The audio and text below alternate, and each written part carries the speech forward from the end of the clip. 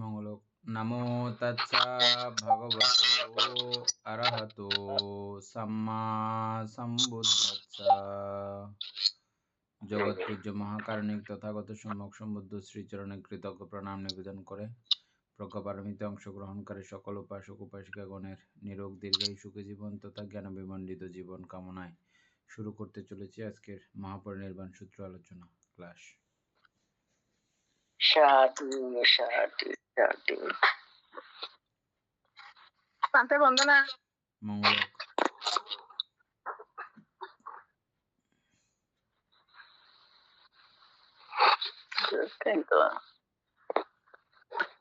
উপাসক আরম্ভ করেন। বানতে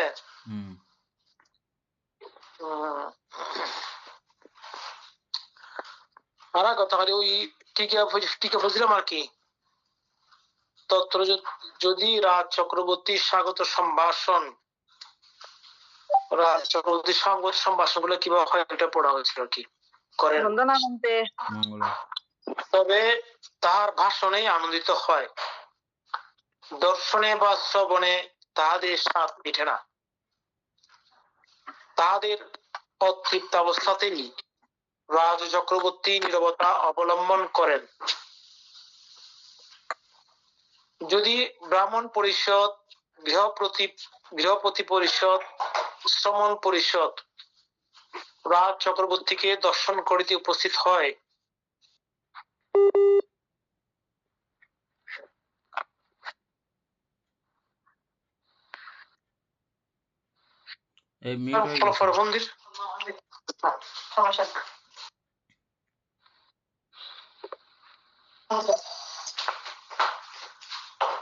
মানে কি বলছেন যে মিউট হয়ে গেছিল? আচ্ছা, হ্যাঁ।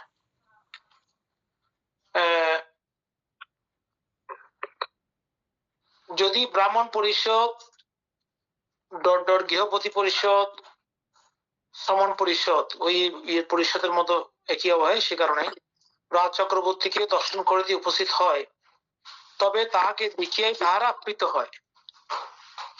তত্র যদি রাজ চক্রবর্তী স্বাগত সম্ভাষণ করেন, তবে তাহার ভাষণে আনন্দিত হয়, তাহাকে দর্শনে এবং তাহার বাক্য সুধা পানে তাহাদের স্বাদ মিটে না।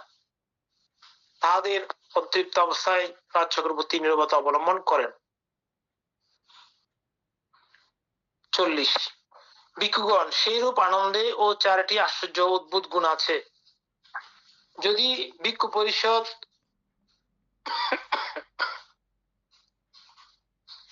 ভিক্ষুণী পরিষদ, উপাসক পরিষদ, উপাসিকা পরিষদ আনন্দ করিতে উপস্থিত হয়, তবে দর্শনে তাহারা আপ্লুত হয়। তত্র যদি আনন্দ ধর্মসঙ্গত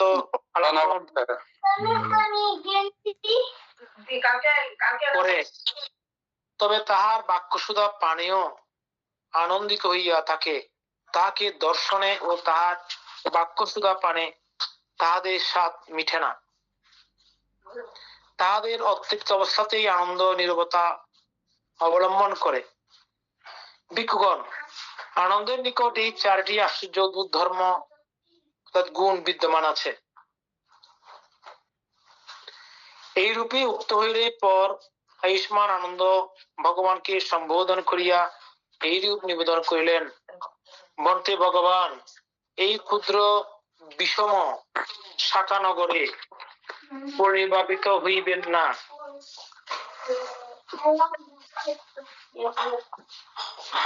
বন্তে অন্য বহু মহানগর আছে, যথা চম্পা, রাজগৃহ, শ্রাবস্তী, সাকেত অর্থাৎ অযোধ্যা, বর্তমানে কৌশম্বী, বারাণসী, ইহাদের মধ্যে যে কোনো স্থানে ভগবান পরিনির্বাপিত হন। এই সকল স্থানে বহু ক্ষত্রিয় মহাশাল, এখানে ক্ষত্রিয় মহাশাল বলতে টিকা, ক্ষত্রিয় মহাশাল প্রাপ্ত মহাক্ষত্রিয়, যাহাদের কোটি শত সহস্র ধন নির্ধারিত আছে এবং দৈনিক ব্যয় 100 কট কহাপন ও সন্ধ্যার সময় 200 কট কহাপন আয় হইয়া থাকে। এগুলো এই সময়ের মনে হয় কারেন্সি। হ্যাঁ, ব্রাহ্মণ মহাশাল ব্রাহ্মণ মহাসার প্রাপ্ত মহাব্রাহ্মণ, যাহাদের 80 কোটি সংখ্যক ধন নিহিত, দৈনিক ব্যয় 1 কুম্ভ সংখ্যক এবং সন্ধ্যায় 1 শকট পরিমাণ ধন আয় হইয়া থাকে। গৃহপতি মহাসার প্রাপ্ত মহাগৃহপতি, যাহাদের 40 কোটি ধন নিহিত, দৈনিক ব্যয় 50 টন খাপন, প্রতি সন্ধ্যায় কুম্ভ পরিমাণ ধন আয় হইয়া থাকে। মঙ্গল হোক।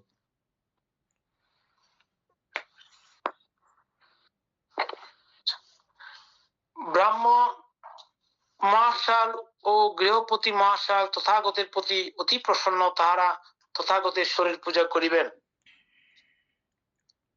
42 হে আনন্দ, এরূপ বলিও না, হে আনন্দ, এরূপ বলিও না যে এ নগর ক্ষুদ্র বিষম অর্থাৎ জঙ্গলপূর্ণ ও শাখানগর মাত্র। আনন্দ, আমি এই নগরের বিষয় প্রকাশ করিতেই অনেকবার বিশ্রাম করিয়া মহোৎসাহ সহকারে এবং মহাপরাক্রমের সহিত এখানে আসিয়াছি।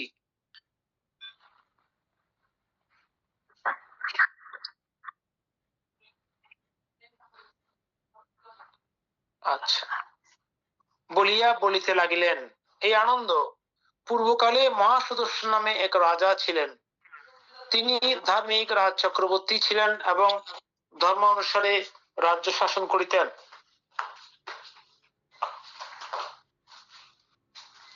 তিনি ধর্মত চতুর্দিক জয় করিয়াছিলেন, প্রজাগণের রাজ রক্ষাকর্তা ও সপ্তরত্নের অধীশ্বর ছিলেন। আনন্দ, রাজা মহাসুদর্শনের এই কুশিনারা কুশাবতী নামে রাজধানী ছিল। এই কুশাবতী পূর্ব ও পশ্চিমে 10 যোজন দীর্ঘ ছিল, উত্তর ও দক্ষিণে 70 যোজন বিস্তৃত ছিল। আনন্দ, এই কুশাবতী রাজধানী সমৃদ্ধিশালিনী ও আনন্দময়ী নগরী ছিল। বহুজন এখানে বাস করিত এবং অত্যন্ত জনাকীর্ণ, খাদ্য সামগ্রী ও পরিপূর্ণ ছিল। যেমন আনন্দ, দেবগণের আলোক মন্দার অর্থাৎ অলোক প্রভা নামক রাজধানী,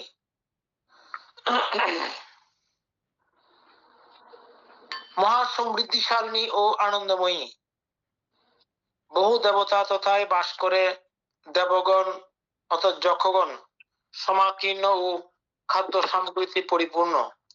আনন্দ, সেই রূপ কুশাবতী রাজধানী ও মহা সমৃদ্ধিশালিনী ও আনন্দময়ী নগরী ছিল। বহুজন এখানে বাস করিত, বহু জনাকীর্ণ এবং খাদ্য সামগ্রী ও সুলভ ছিল।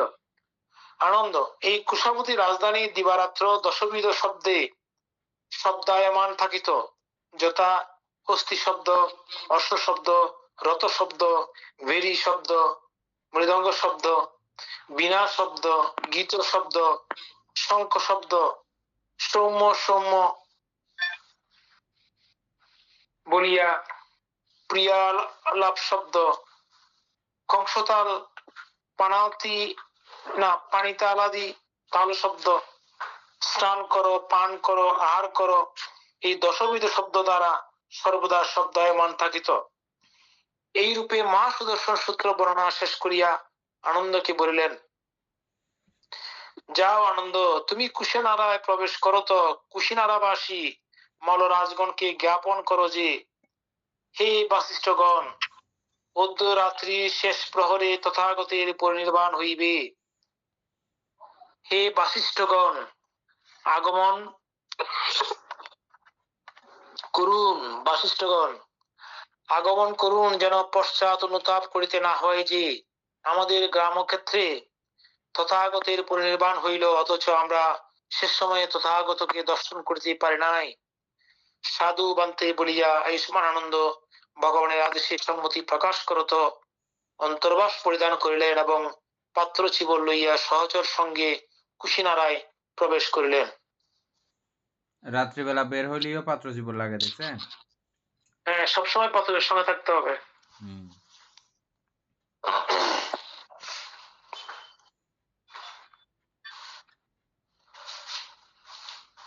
সেই সময়ে কুশিনারাবাসী মল্লগণ কোনো আবশ্যকীয় কার্য উপলক্ষে মন্ত্রণাগারে অর্থাৎ সন্তাগারে সম্মিলিত হইয়াছিলেন। অতঃপর আয়ুষ্মান আনন্দ কুশিনারাবাসী মল্লরাজগণের মন্ত্রণা সভাগৃহে সমুপস্থিত হইয়া কুশিনারাবাসী মল্লদিগকে জ্ঞাপন করিলেন, হে বাশিষ্ঠগণ, অদ্য রাত্রি শেষ প্রহরে তথাগতের পরিনির্বাণ হইবে। হে বাশিষ্ঠগণ আগমন করুন, হে বাশিষ্ঠগণ আগমন করুন। শেষেই বলিয়া যেন অনুতাপ করিতে না হয় যে আমাদিগের গ্রামক্ষেত্রে তথাগতের পরিনির্বাণ হইল, অথচ আমরা তথাগতকে শেষ সময়ে দর্শন করতে পারি নাই। মানে আনন্দবান তো একেবারে কবি করতেন, তাই না? হ্যাঁ।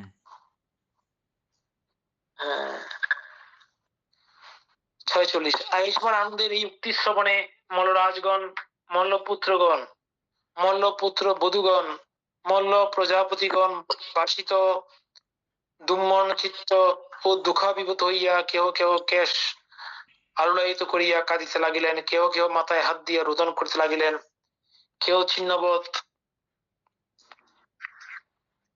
ভূতলে পতিত হইয়া ইতস্তত লুটাইয়া বিলাপ করিতে লাগিলেন। অতি শীঘ্র ভগবান পরিনির্বাপিত হইবেন, অতি সত্বর সুগত পরিনির্বাণ প্রাপ্ত হইবেন, অতি শীঘ্র চক্ষুষ্মান লোক হইতে অন্তর্হিত হইবেন। 47 অনন্তর মল্লরাজগণ, মল্লপুত্রগণ, মল্লপুত্র বধূ ও মল্ল প্রজাপতিগণ দুঃখিত দুম্মন চিত্তে শোকার্ত হৃদয়ে যেখানে মল্লরাজাদের শালবন উপবর্তন, যেখানে আয়ুষ্মান আনন্দ, সেখানে সমুপস্থিত হইলেন। 48 অতঃপর আয়ুষ্মান আনন্দের এইরূপ মনে হইল, যদি আমি কুশিনারার মল্লদিগের এক একজন করিয়া ভগবানকে বন্দনা করাই, তবে কুশিনারাবাসী মল্লদিগের ভগবানকে বন্দনা করা শেষ না হতেই রাত্রি প্রভাত হইয়া যাইবে। তাহাদের এক এক কুলকে একত্রিত করত, একসঙ্গে ভগবানকে বন্দনা করাইলেই ভালো হয়।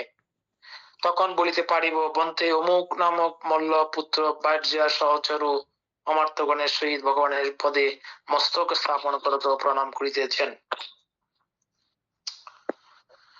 আচ্ছা 49 অনন্তর আয়ুষ্মান আনন্দ কুশিনারাবাসী মল্লদিগের এক এক কুল একত্র করাইয়া একসঙ্গে ভগবানকে বন্দনা করাইলেন এবং নিবেদন করিলেন, ভন্তে ইনি অমুক নামক মল্ল তিন পুত্র বাহ্যা অনুচর ও অমার্তগণের সহিত ভগবানের পদে মস্তক স্থাপন পূর্বক প্রণাম করিতেছেন। 50 নম্বর অতঃপর আয়ুষ্মান আনন্দ এই বই রাত্রির প্রথম জামে প্রহরী কুশিনারার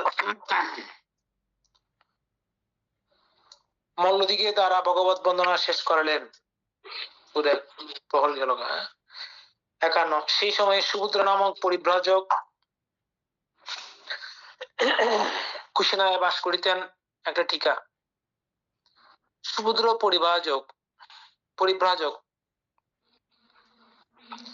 তিনি উদিত ব্রাহ্মণ মহাশাল কুল হইতে প্রব্রজিত হইয়াছিলেন। তিনি স্বীয় কর্মানুযায়ী সর্বশেষে তথাগত সমীপে সমুপস্থিত হইলেন। অর্থকথা পাঠে জানা যায়, সুদূর অতীতকালে মহাকাল ও চুল্লকাল নামে দুই সহোদর ছিলেন। তখন জ্যৈষ্ঠ ভ্রাতা এক শস্যের 9 বার অগ্রদান করিতে মনস্থ করিয়া বপন করে বীজাগ্র দান করিলেন। তৎপর ধান্যের গর্ভকালে কনিষ্ঠ সহোদরের সঙ্গে পরামর্শ করিলেন, কিন্তু তিনি কোনো মতে স্বীকৃত না হওয়ায় শস্য ক্ষেত্রে 2 ভাগ করত সে অংশ হইতে ধান্যের থোর ছিঁড়িয়া জল ছাড়া শুধু দুধ দিয়া পাক করিলেন, তাহাতে ঘৃত মধু গুড় মিশাইয়া বুদ্ধ প্রমুখ ভিক্ষু সংঘকে দান করেন এবং অগ্রদানের দ্বারা অগ্রধর্ম সর্বপ্রথম লাভ করিতে প্রার্থনা করেন। এটাকে জ্যেষ্ঠ ভ্রাতা আমাদের কন্ডন্য। তৎপর পৃথককালে চিরার উপযুক্ত সময়ে পৃথকাগ্রদান গ্রামবাসীদের সঙ্গে নবান্ন মিউট হয়ে গেছে। মিট হয়ে যাচ্ছে কেন আবার শুরু হয়েছে? এটা কি সমস্যা গ্রুপের ইয়েছে নাকি?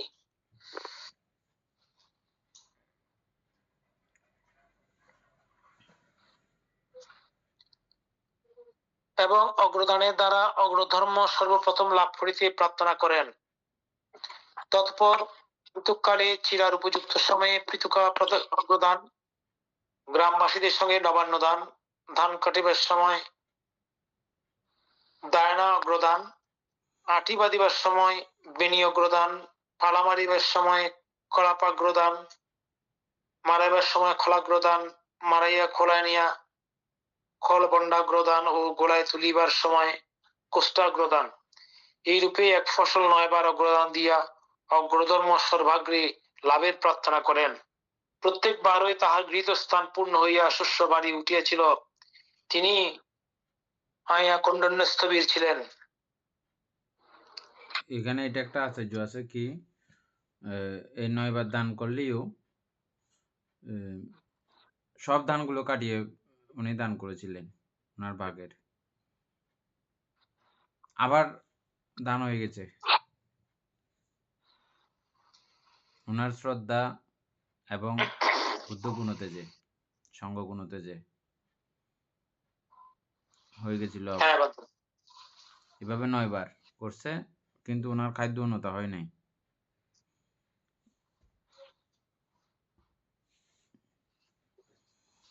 না, ওনার শস্য বাড়ি উঠলো বলতো সবসময় গৃহীত স্থানে পূর্ণ হয়ে শস্য বাড়ি উঠেছিল। হ্যাঁ, প্রত্যেকবার দান দিচ্ছে, প্রত্যেকবার এটা করছেন, প্রত্যেকবারই ওনার শস্য আবার বাড়তি হয়েছে বলতেছে। আবার পরিপূর্ণ হয়ে গেছে। হ্যাঁ, তিনি আয়া কুণ্ডস্থবীর ছিলেন, যিনি ধর্মচক্র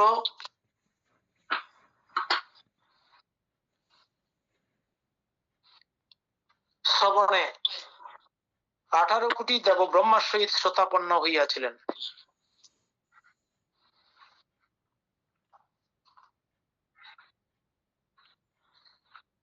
কনিষ্ঠ সহোদর চুল্লকাল ধান্য গোলা পূর্ণ করিয়া শেষে মহাদান করত মুক্তি লাভের প্রার্থনা করিয়াছিলেন।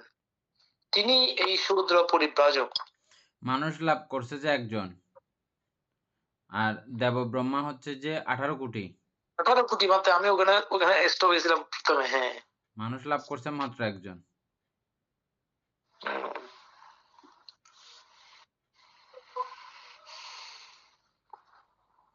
তারা কত তীক্ষ্ণ ইন্দ্রিয়।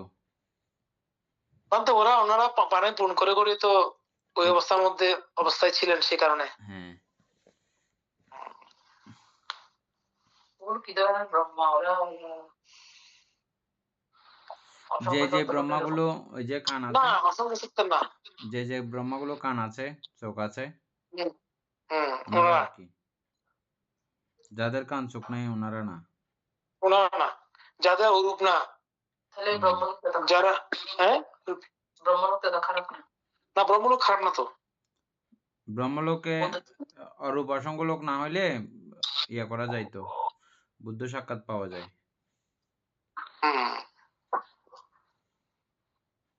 এখন বর্তমানে যারা ছিলেন ওনারা এখনো ওই কথার কারণে তো ওরা তো সুভোগ করতেছেন কত কল্প ব্যাপী, কত বুদ্ধ চলে দেখাও পাবেন না।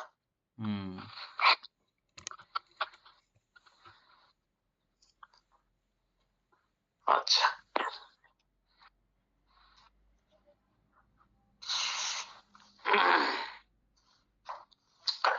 তিনি এই সমুদ্র পরিব্রাজক স্বীয় কর্মানুযায়ী সর্বশেষে তথাগত সমুদ্রে সমুপস্থিত হইলেন। সমুদ্র পরিব্রাজকের মুক্তির জন্য ও ভগবান কুশিনারা আগমন করেন। তথাগতের উপদেশ ব্যতীত সমুদ্রের মুক্তি ঘটিত না। তাহলে এখানে বলা হচ্ছে আমাদের স্বীয় কর্ম অনুযায়ী। তাই এখান থেকে আমাদের বিষয়টা পরিষ্কার হওয়া মানে হয় আর কি, যেটা আমি আসলে চিন্তা করতেছি।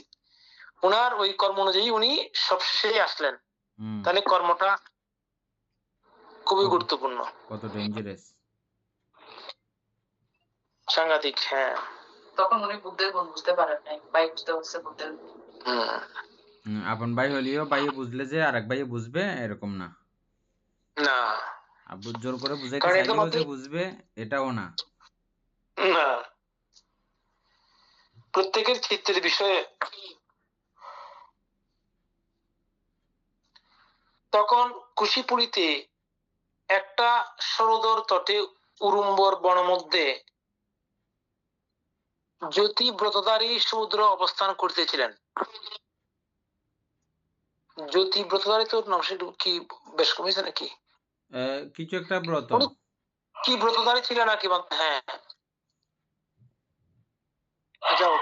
তিনি নবমুকুলে পরিব্যাপ্ত উরুম্বর বৃক্ষ সকল দেখিয়া বিস্ময় বিকশিত নয়নে বহুক্ষণ চিন্তা করিলেন। বুদ্ধের জন্ম হইলে অথবা চক্রবর্তীর উদ্ভব হইলে এই উরুম্বুর বনে মুকুল শোভা হয়। আচ্ছা, ও চক্রবর্তী সম্রাট জন্মগ্রহণ করলেও এরকম হয় হইতো। আচ্ছা আচ্ছা, অন্যতা এরূপ হয় না, অথবা আমার পুণ্যে এরূপ অদ্ভুত মুকুল উদ্ভব হইয়াছে। আচ্ছা, সুভদ্র এরূপ চিন্তা করিয়া আনন্দে পরিপূর্ণ হইলেন। সুভদ্র কিছুকাল পরে দেখিতে পাইলেন যে উরুম্বর বনের উৎফুল্ল কুসুমামোদে দিগন্ত আমোদিত হইয়া আছে। তিনি ভাবিলেন যে তথাগতের ধর্ম প্রবর্তন সময়ে অথবা চক্রবর্তীর বিজয়কালে এই উরুম্বর বনে পুষ্পরাশি বিকশিত হয়, অথবা আমার পূর্ণ প্রভাবে নিখিল বন পুষ্পিত হইয়াছে। সুভদ্র এইরূপ চিন্তা করিয়া মনে মনে একটু দর্পিত হইয়া উঠলেন। অনন্তর অরহত পদ প্রাপ্ত চুন্দ নামক জনৈক প্রভাব সম্পন্ন শ্রমণ তথায় আসিয়া নিজ ঋদ্ধি প্রভাবে সুভদ্রকে পরাজিত করিয়া তদীয় দর্প চূর্ণ করিলেন।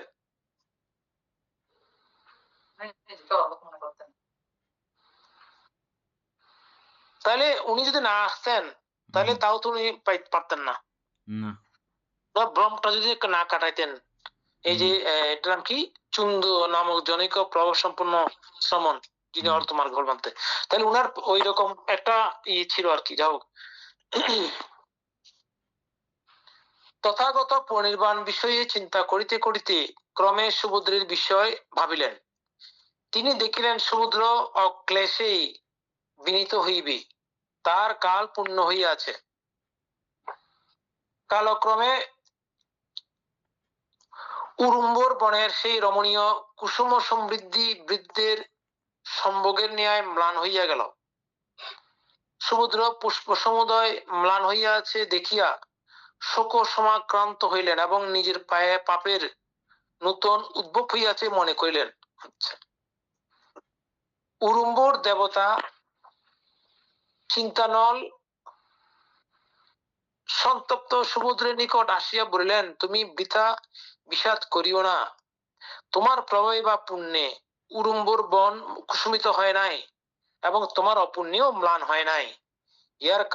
ইহার কারণ বলিতেছি, শ্রবণ করো।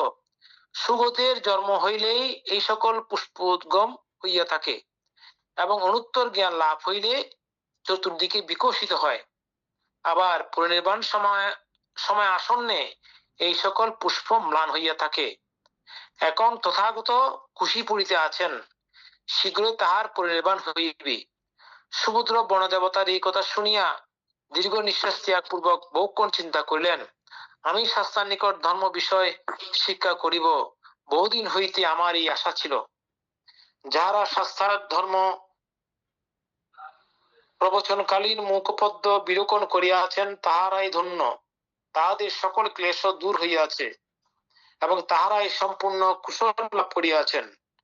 এখন কার মুখচন্দ্র হইতে প্রবৃত্ত জ্ঞান আলোকের প্রসারণে রমণীয় পূর্ণরূপ অমৃত দ্বারা প্রবাহিত হইবে। এই সংসার রূপ মরুভূমিবাসী লোক সকল কর্ণপাত্র দ্বারা সুখ শান্তির সুহৃদ ও তীব্র তৃষ্ণার্ত জনের বন্ধু স্বরূপ কাহার বাক্যামৃত পান করিবে। যেখানে ভগবান অনন্ত জিন, আমি সেই কুশিপুরীতে যাইব। যদি তাহার সে দর্শন লাভ করিতে পারি। তিনি এইরূপ চিন্তা করিয়া তৎক্ষণাৎ অন্তর্হিত হইয়া মনোবেগে মল্লা আশ্রয় কুশিপুরীতে উপস্থিত হইলেন।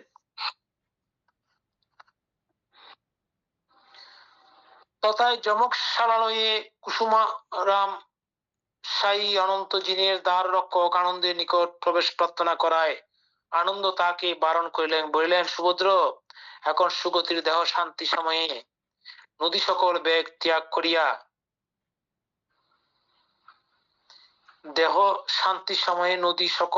ত্যাগ করিয়া বিনত ভাবে প্রবাহিত হইতেছে। সমীরণ আপন জব ছাড়িয়া মৃদুবন্ধ বহিতেছে। এই সকল সন্তপ্ত তরুলতা পল্লব উজ আর চলিতেছে না, সকলেই নিস্তব্ধ ভাব ধারণ করিয়াছে। আনন্দ যত্নপূর্বক এই রূপে পুনঃ পুনঃ বারণ করিলে সুভদ্র আশাভঙ্গ বশত উদ্ভ্রান্ত হইয়া তাকে বলিলেন, আমি আর্ত অবসর জানি না, তুমি আমার প্রতি প্রসন্ন হও, দয়া করিয়া আমায় সুলভ তথাগতকে দেখিতে দাও, আমার প্রতি নিষ্ঠুরতা ত্যাগ করো। ওইদিকে শব্দ হইল, আনন্দ, সুভদ্র প্রবেশ করুক।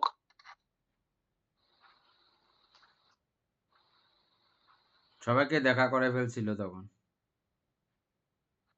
হ্যাঁ, সবাইকে দেখা করে শেষ হয়ে গেছে। তারপর একটা জানি খিচুড়ি ওটাও শেষ হয়ে গেছে। আচ্ছা, এখানে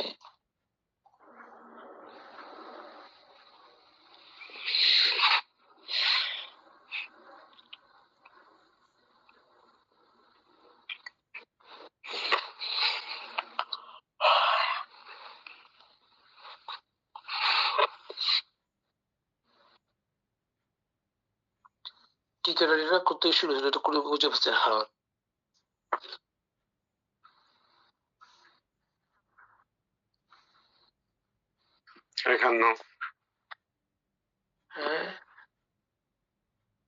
না,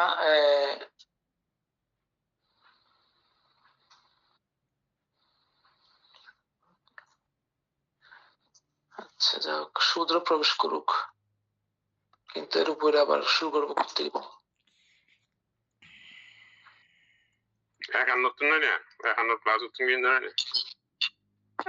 আচ্ছা, হ্যাঁ,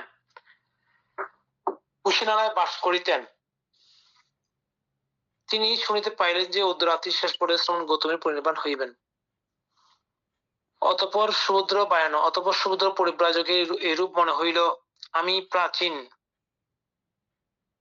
মহল্লক পরিব্রাজক আচার্য মহাচার্যেরা ইহা বলিতে শুনিয়াছি, কঞ্চিত কোন কালে তথাগত অরহত সম্যক সম্বুদ্ধগণ জগতে আবির্ভূত হইয়া থাকেন।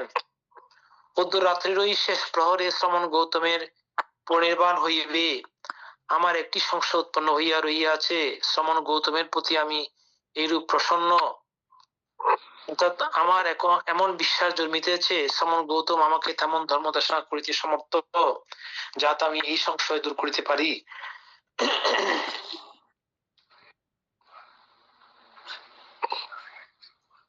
আচ্ছা, অনন্তর পরিব্রাজক সুভদ্র মলরাজাদের সালবন প্রবর্তনে গিয়া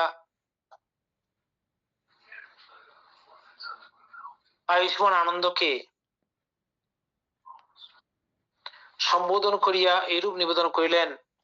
54, বহু আনন্দ, আমি প্রাচীন বৃদ্ধ পরিব্রাজক আচার্য মহাচার্যেরা ইহা বলিতে শুনিয়াছি যে কচ্ছিৎ কোন কালে অরহৎ সম্যক সম্বুদ্ধগণ জগতে আবির্ভূত হন। অর্ধরাত্রিরই শেষ প্রহরে শ্রমণ গৌতমের পরিনির্বাণ হইবে। আমার এক সংশয় উৎপন্ন হইয়া রহিয়াছে, শ্রমণ গৌতমে আমি এইরূপ প্রসন্ন হইয়াছি, আমি যাহাতে এই সন্দেহ হইতে উত্তীর্ণ হইতে পারি, সেই রূপ ধর্ম শ্রমণ গৌতমই দেশনা করিতে একমাত্র সমর্থ। বহানন্দ, আমি শ্রমণ গৌতমের দর্শন লাভ প্রার্থনা করিতেছি।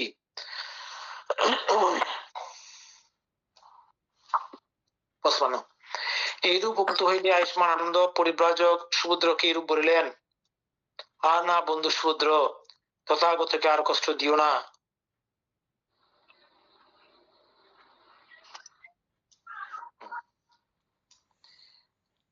ভগবান ক্লান্ত হইয়া আছেন। 56, দ্বিতীয়বার পরিব্রাজক সুভদ্র সেরূপ প্রার্থনা জানাইলেন দ্বিতীয়বারও আয়ুষ্মানন্দ সেরূপ উত্তর দিলেন। তৃতীয়বার পরিব্রাজক সুভদ্র সেরূপ প্রার্থনা করিলেন। তৃতীয়বারেও আয়ুষ্মানন্দ সেরূপ উত্তর দিলেন। 57 ভগবান আয়ুষ্মান আনন্দের ও পরিব্রাজক সুভদ্রের সহিত এই কথাবার্তা শুনিতে পাইলেন। অনন্তর ভগবান আয়ুষ্মান আনন্দকে সম্বোধন করে বলিলেন, আনন্দ, আর নয়, সুবিধ পরিব্রাজককে আমার নিকট আসিতে আর বারণ করিও না। আনন্দ, সুভদ্র তথাগতের দর্শন লাভ করুক। সুভদ্র যাহা কিছু আমাকে জিজ্ঞাসা করিবে তাহা কেবল সত্য জ্ঞাত হইবার অভিপ্রায়ে জিজ্ঞাসা করিবে, কষ্ট দিবার অভিপ্রায়ে নয়। জিজ্ঞাসিত হইয়া আমি যা প্রকাশ করিব তাহা শীঘ্রই সে বুঝিতে পারিবে। 58 অতঃপর আয়ুষ্মান আনন্দ সুভদ্র পরিব্রাজককে সম্বোধন করিয়া এরূপ বলিলেন, বন্ধু সুভদ্র, তুমি যাইতে পারো, ভগবান তোমার জন্য অবকাশ করিতেছেন।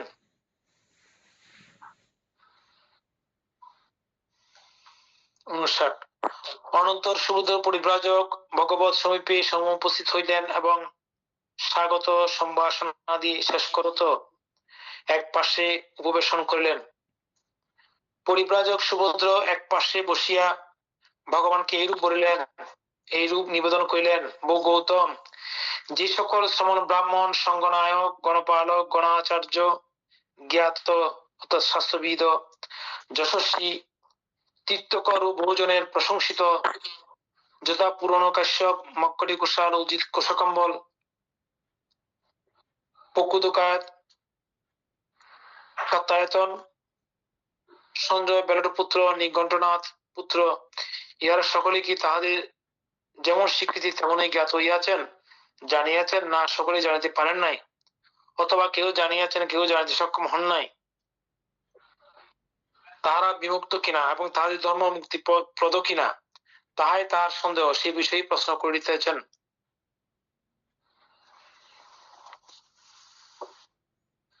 বুঝছেন? মানে তাদেরকে লোকে অরহত বলে, তাদেরকে লোকে গণাচার্য বলে, তাদের যা যা টাইটেল আছে, এটা তাদের ওই টাইটেল বরাবর ওই কাজগুলোও কি তারা সম্পাদন করেছে? তারা কি সেই টাইটেলের উপযুক্ত? এটা জিজ্ঞেস করেছে। হ্যাঁ, মানতে। 60 নম্বর, ক্ষান্ত হও সুভদ্র, এই বিষয় ত্যাগ করো যে তাহারা সকলে স্বীয় বাক্য অনুযায়ী জ্ঞাত হইয়াছে বা হয় নাই, অথবা কেউ কেউ জ্ঞাত হইয়াছে বা কেউ জ্ঞাত হয় নাই। হে সুভদ্র, আমি তোমাকে ধর্ম দেশনা করিব, তাহা শ্রবণ করো, উত্তম রূপে মনোযোগ দাও। আমি বলিতেছি, সাধুবান্তে বলিয়া পরিব্রাজক সুভদ্র ভগবানের বাক্যে সম্মতি জ্ঞাপন করায়। ভগবান এইরূপ বলিতে লাগিলেন, হে সুভদ্র, যে ধর্ম বিনয়ে আর্য অষ্টাঙ্গ মার্গের উপলব্ধি নাই,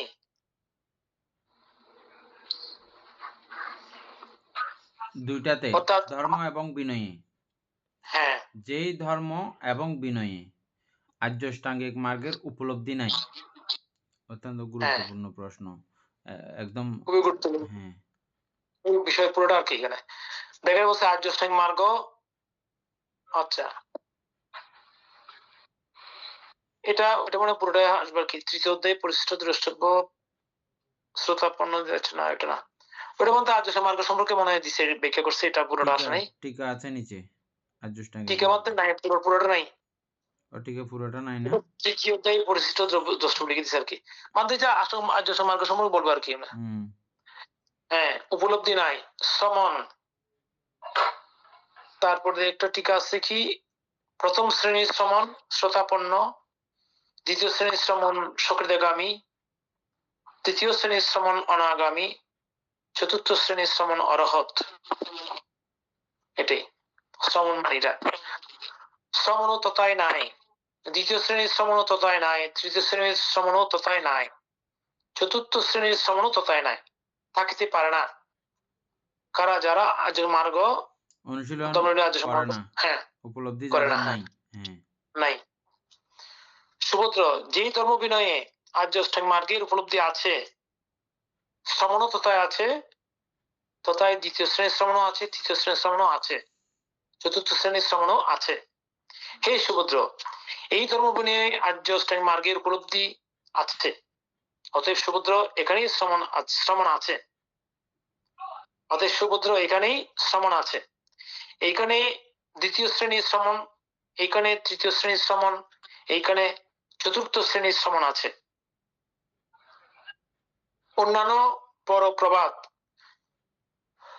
অর্থাৎ জনশ্রুতিমূলক ধর্ম সকল শ্রোতাপর্তি সকৃতাগামী অনাগামী অরহত্ত মার্গ লাভের উদ্যুক্ত শ্রমণ, উপযুক্ত শ্রমণ, মার্গস্থ শ্রমণ ও ফলস্থ শ্রমণ বেদে এই দ্বাদশ প্রকার শ্রমণ শূন্য ও শ্রমণ লাভের উপায় শূন্য। তাহলে এখানে ক্লিয়ারলি বলা হয়েছে বাচ্চারা। সমুদ্র এই দ্বাদশ প্রকার শ্রমণ ভিক্ষু অর্থাৎ শ্রমণ সম্যক রূপে বিহরণ করিলে বলা হচ্ছে অর্থাৎ শ্রোতাপন্ন শ্রমণ নিজের অধিগত বিষয় অপরকে বলিয়া উৎসাহিত করত, তাহাকেও শ্রোতাপন্ন করিলে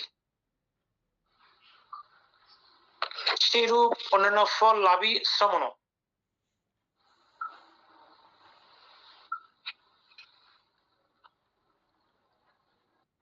এখানে বলতে কি বলা হচ্ছে যে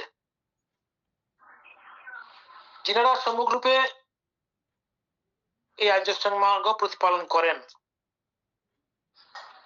ওনারা শ্রোতাপন্ন শ্রমণ নিজে অধিগত করেন এবং অপরকেও উৎসাহিত করার মাধ্যমে করতে পারেন। এটাই তো বলতে নাকি?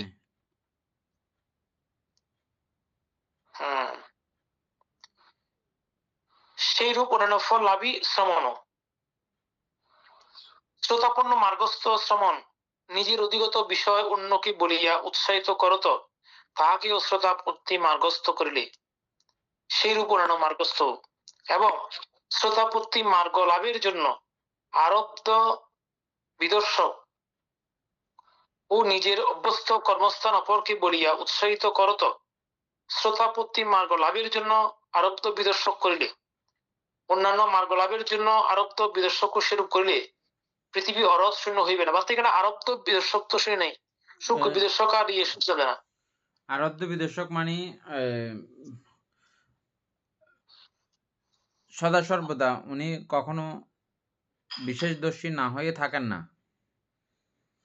এবং এটা খুব এখন আমি কিছুক্ষণ বিদর্শন ভাবনা করলাম, আবার নর্মাল বিশুক দর্শন করলাম।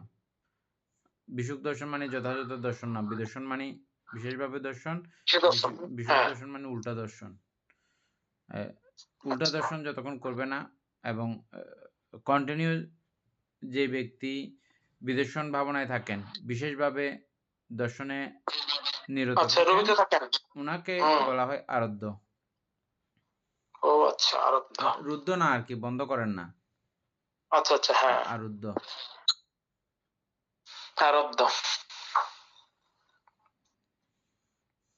হ্যাঁ, ওরকম করলে পৃথিবী অরথ শূন্য হইবে না বলতেছেন। হে সুভদ্র, 29 বৎসর বয়সে আমি কুশল কি তাহা সর্বজ্ঞতা জ্ঞান অন্বেষণ করিতে প্রব্রজিত হইয়াছিলাম। যখন আমি প্রব্রজিত হই, সেই দিন হইতে এখন পর্যন্ত 51 বৎসর যাবৎ আর্য মার্গ ধর্মের প্রদেশে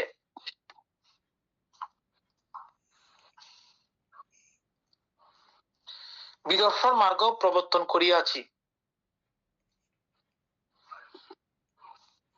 ইহার বাহিরে অর্থাৎ আমার শাসনের বাহিরে শ্রমণ নাই, প্রদেশবর্তী বিদর্শকও নাই।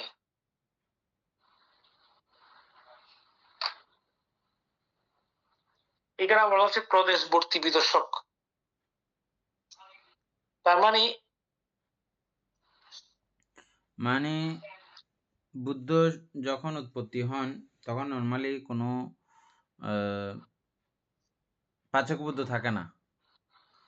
যখন সেহেতু বুদ্ধ যখন সম্যক সম্বুদ্ধ যখন থাকেন, সম্যক সম্বুদ্ধের আয়ত্তাধীন ছাড়া বা সঙ্গ সান্নিধ্য ছাড়া অন্য কোনো লোকে এই শ্রমণ ধর্ম থাকে না বা বিদর্শন থাকে না, নিয়ম নাই। যে কোনোকে পাইলেও এটা পরম্পরা বুদ্ধের কাছ থেকেই পাওয়া। হ্যাঁ বুদ্ধ ছাড়া এই সময়ে এগুলো দেওয়ার মতো আর কেউ থাকে না। আর কোন কেউ আচ্ছা ঠিক আছে হ্যাঁ আর পার্থিব বুদ্ধগণ চাইলেও উনারা এটা প্রচার করতেও পারেন না। পারেন না। বিপাশনা হ্যাঁ প্রচার করতে এভাবে পারেন না। এমনি আ আবিবাদনা শিলাসা নিচ্ছেন আশীর্বাদ করতে পারেন আর হ্যাঁ কিছু টুকটাক হিতোপদেশ দান করতে পারেন। মানতে কিন্তু হ্যাঁ এই বিপাশনা দেশনা করা উনাদের পক্ষে সম্ভব হয় না। হুম। আচ্ছা অর্থাৎ প্রথম শ্রোতাপন্ন শ্রবণ নাই, দ্বিতীয় সুকৃতগামী শ্রবণ নাই, তৃতীয় অনাগামী শ্রবণ নাই, চতুর্থ অরস শ্রবণও নাই।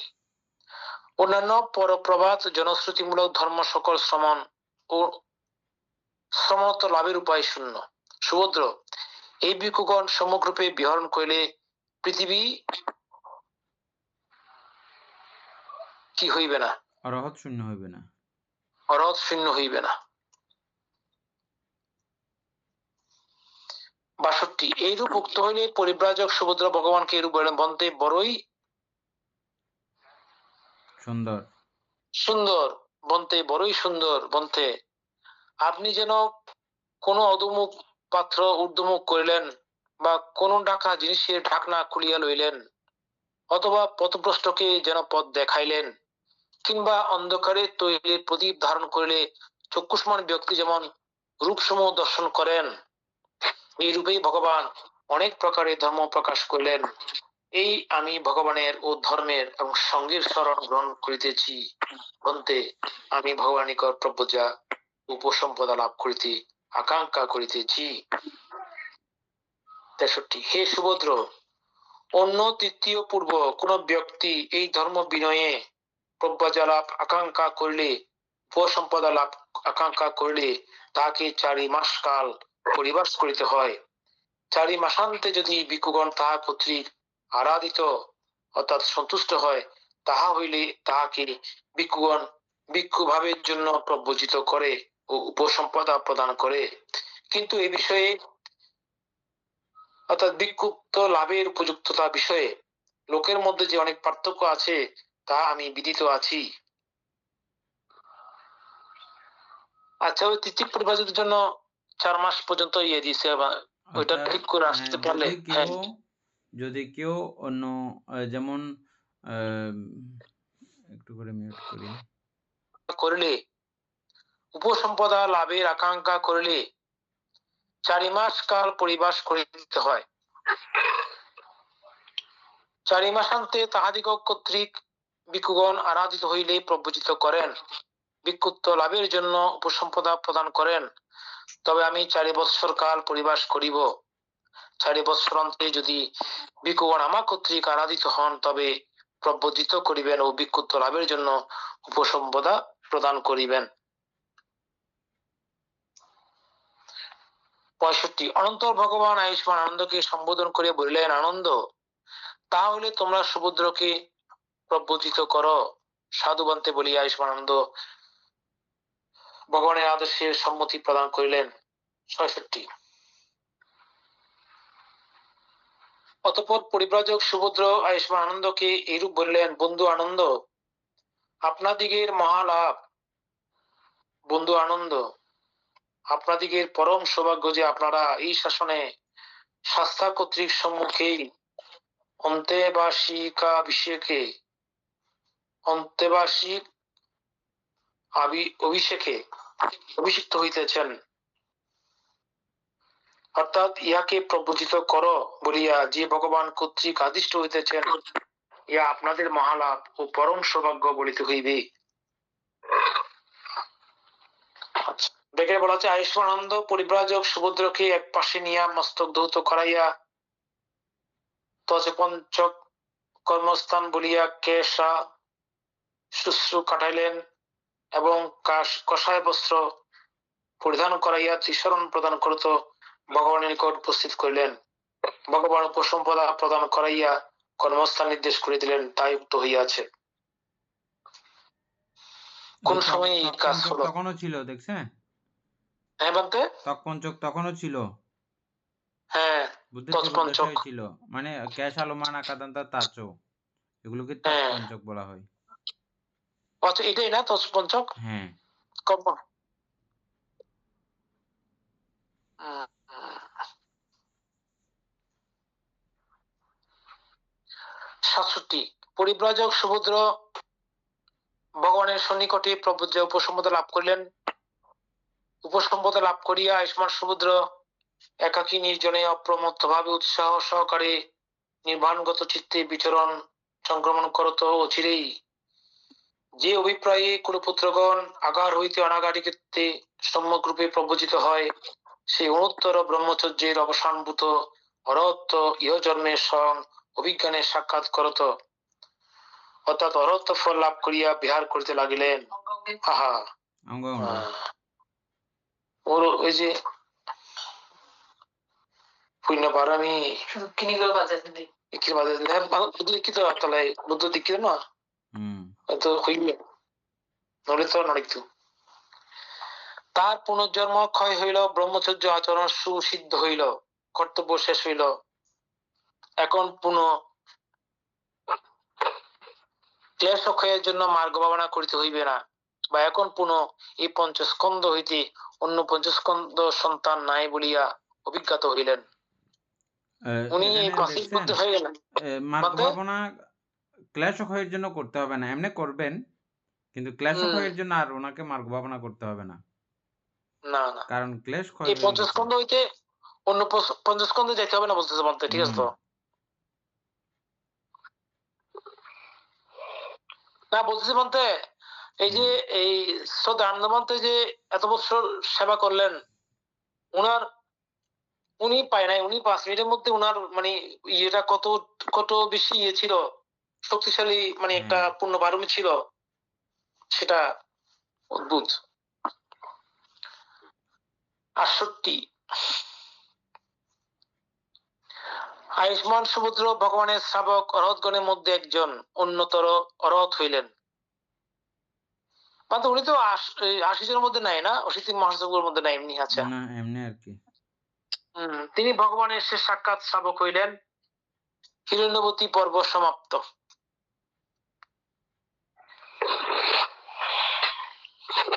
ষষ্ঠ অধ্যায় কয়টা হচ্ছে শুরু করবো এটা? আচ্ছা। 1 অতঃপর ভগবান আয়ুষ্মান আনন্দকে সম্বোধন করিয়া বলিলেন, হে আনন্দ, তোমাদিগের হয়তো এরূপ মনে হইতে পারে যে শাস্ত্র উপদেশ শেষ হইল, আমাদের আর শাস্তা নাই। আনন্দ, ইহা এরূপ দ্রষ্টব্য নহে। অর্থাৎ এরূপ ধারণা করিবে না। আনন্দ, মত কর্তৃক যে ধর্ম ও বিনয় দেশিত ও প্রজ্ঞাপ্ত স্থাপিত হইয়াছে, সেই ধর্ম ও বিনয় আমার অবর্তমানে তোমাদের শাস্তা অর্থাৎ শাস্তার কার্য সাধন করিবে।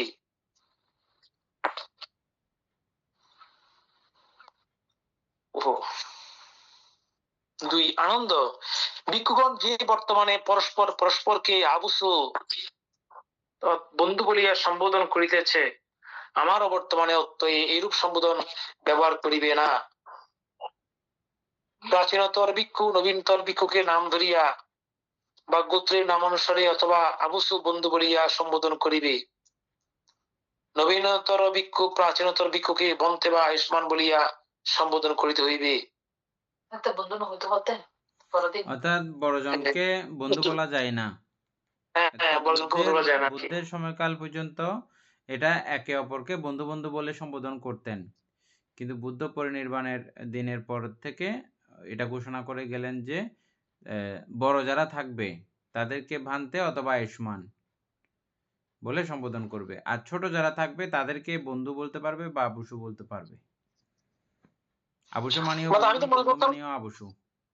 আমি তো মনে করতাম আয়ুষ্মান বলে যে ছোটদেরকে আয়ুষ্মান বলে, বড় অন্তরা না, আয়ুষ্মান হচ্ছে যে আয়ুষ্মান ভিক্ষু সংঘ বলে যে আয়ুষ্মান ভিক্ষু সংঘ মানে সবাইকে সম্মান করেই বলছে কথাটা, তাই না? এমনি বলো আয়ুষ্মান মুখ বাঁধতে বলো না, এরকম আমাদের বিভিন্ন অনুষ্ঠানে দেখি যে হ্যাঁ আয়ুষ্মান মানে সম্মান বাক্য। আমি বয়সে ছোট ছোট বানতে এরকম করে মনে হয় বলে সেটা না, আমার সে অদন্য সে অদন্য ওইরকম। আয়ুষ্মান ভিক্ষু সংঘ বিশেষ করে সবাইকে সম্মান করতে গিয়ে সঙ্গর মধ্যে সবাই ছোট হইলেও সঙ্গ কখনো ছোট হুম, হয় না। এজন্য না। আয়ুষ্মান ভিক্ষু সংঘ মানে উনি সংঘ প্রধান ঠিক আছে। আর এখানে সব ভিক্ষু সংঘ ছোট উনার।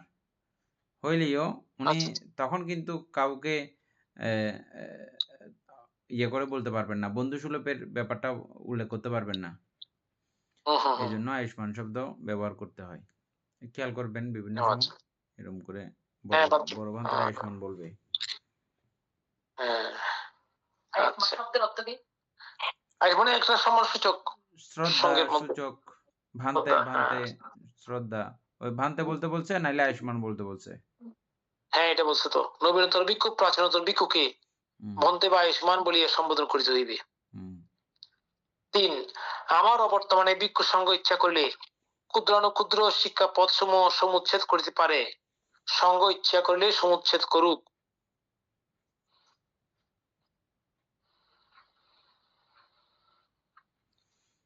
টিকা আছে একটা এটার। ওইটা টিকা বলতে পরিচিত দিয়ে দিছে আর কিছু নেই। পরিশিষ্টের মধ্যে আছে, হ্যাঁ। পরিশিষ্টটা হ্যাঁ। বেশি গুরুত্বপূর্ণ এই বইয়ের অত্যন্ত। এখন আমাদের পরিচিত কত নম্বর পেজ এটা? আমরা একদম কোথায় লাস্টে পাবো? আছে পুরো একটা অধ্যায় তো এটা। তাই এটা আমাদের বই থেকে পড়তে হবে। এখানে গেলে তো আবার অনেক সময় লাগবে আসতে। না, না এখন যাওয়া যাবে না। পরে। হ্যাঁ। আচ্ছা ৪ আনন্দ আমার অবর্তমানে ছন্ন ভিক্ষুকে ব্রহ্মদণ্ড প্রদান করিবে। হ্যাঁ, কারণ উনার মধ্যে ওই যে মান ছিল যে হুম। বুদ্ধের বুদ্ধের ছিলেন বিশ্বতবাই মনে হয়। গৃহ জীবনের ছিলেন সে কারণে। বিশ্বতবাই মনে হয়। আহ, বন্তে চন্দক না বন্তে না, ছন্ন। এটা আরেকটা। যার মাধ্যমে বুদ্ধ গৃহত্যাগ করেছিল, ঘোড়া চালক ছিল। না ওটা না, ওটা না। ওটা না তা ওটা চন্দক এটা হুম, ছন্ন আমি তো বলতো ওইটা মনে করতাম যে ছন্ন না। ছন্ন তো ইয়ে না, আ শাক্য বংশীয় না তো কিছু তো মনে হয়। ছন্দক কোন শাক্য বংশীয় না। ছন্দক হচ্ছে যে না ওদের গোড়াচালক বংশধর। ওনার হুম, সাথে বংশধর হ্যাঁ বানতে হুম, ওনার একই সাথে জন্ম নিচ্ছেন উনি ওনাকে হুম। দিতে বলছেন ব্রহ্মদণ্ড যিনি গোড়া চালক ওনাকে নাকি এটা আরেকটা না আচ্ছা গোড়াচালক দেখি উনি না। উনি না। উনি ছন্ন, এটা ছন্ন ভিক্ষু আলাদা। হ্যাঁ হ্যাঁ আচ্ছা আচ্ছা বলতে ব্রহ্মদণ্ড কাহাকে বলবা কিরূপ আনন্দ ছন্ন ভিক্ষু যাহা ইচ্ছা তাহা বলিয়া থাকে সুতরাং ভিক্ষুগণ কিছুই তাহাকে বলিবে না উপদেশও দিবে না অনুশাসন করিবে না ছন্ন ভিক্ষু যাহা ইচ্ছা তাহা বলুক না কেন কোন ভিক্ষু তাহাকে কোনো কথা বলিবে না উপদেশ দিবে না অনুশাসনও করিবে না সুন্দর বলতে এটা ঠিক আছে এটা ব্রহ্মরহস্য। আচ্ছা বলতে ৫ নম্বর থেকে কালকে থেকে পড়বো ৫ নম্বর হ্যাঁ।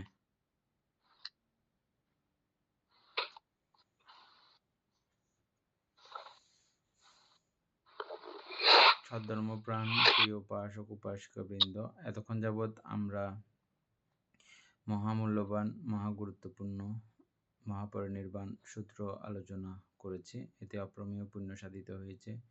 এই পুণ্যরাশি অনন্ত চক্রবালবাসী সত্যগণকে দান করছি, গুরুভান্তিদিগকে দান করছি, মাতা-পিতাগণকে দান করছি এবং যারা আমাকে প্রতিনিয়ত এভাবে ধর্মচর্চায় সহযোগিতা করছেন তাদেরকেও এই পুণ্যরাশি দান করছি। যারা আমাকে প্রতিনিয়ত চারিপ্রত্যাদি দান করেন তাদেরকে এই পুণ্যরাশি দান করছি। এই পুণ্যের কাছে আমরা প্রত্যেকেই প্রার্থনা করব নির্বাণ লাভ, অবধি অসৎ ব্যক্তি, মূর্খ ব্যক্তি, পাপমিত্রের সংসর্গ লাভ না করে সদা সর্বদা জ্ঞানদোষী কল্যাণ মিত্রের সান্নিধ্য সংসর্গ লাভ করতে সক্ষম হই। এই কামনা পোষণ করে আজকের মতো ক্লাস এখানে সমাপ্ত করছি। সাধু সাধু সাধু